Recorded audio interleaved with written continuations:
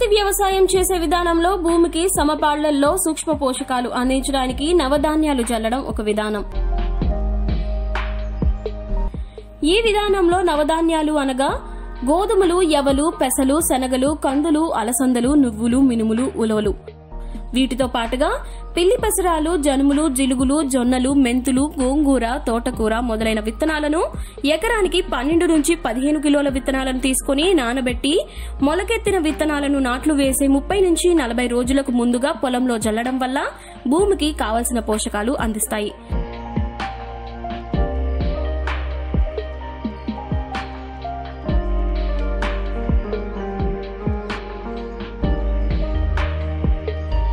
ఈ విధంగా చేయడం వల్ల పంట పడిపోకుండా దిగుబడిలోనూ బాగుంటుంది.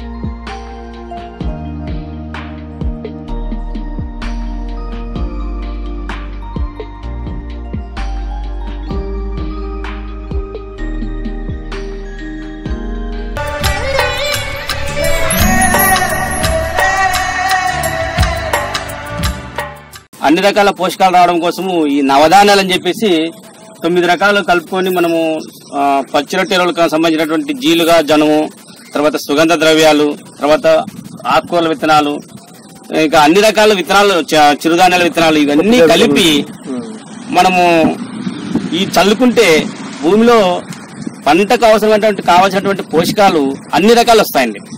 ఒకే రకమైన జనుము, జీలుగు చల్లడం వల్ల మనకు కొంత ఇబ్బంది అవుతుంది. అంటే ఇబ్బంది అంటే మోనోక్రాపింగ్ అవుతుంది. ఒకే రకమైనటువంటి పోషకాలు పంటకు అంతాయి.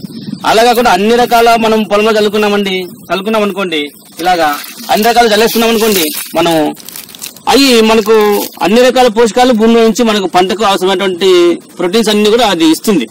అందుకని చెప్పేసి రైతులందరూ కూడా దయచేసి ఈ పచ్చిరొట్టె ఎరువులుగా వాడేటువంటి జీలుగా, జనం కాకుండా అన్ని రకాలు కలిపి వాటితో పాటు అన్ని రకాలు చిరుధాన్యాలు, పప్పు ధాన్యాలు, తర్వాత సుగంధ ద్రవ్యాలు, అదేవిధంగా ఆకుకూర విత్తనాలు, ఎన్ని రకాలు 5 రకాల విత్తనాలు దాన్ని కలిపి 9 రకాలు, కనీసం మినిమం 9 రకాలుగా మనం చల్లుకుంటే ఇది ఒక 20 రోజులు రొట్టె పెరిగింది అనుకోండి, మనకు భూమిలో పెరిగేటువంటి ఏర్లు ఉంటాయి.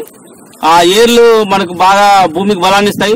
అదేవిధంగా రొట్టె పెరిగిన తర్వాత మనము పశువులు కూడా మేపుకుంటే కూడా పశువులు కూడా కొంచెం బలంగా ఉంటాయి. ఇది 2 రకాలుగా మనం ఉపయోగించుకుంటే చాలా బాగుంటుందండి. ధన్యవాదాలండి.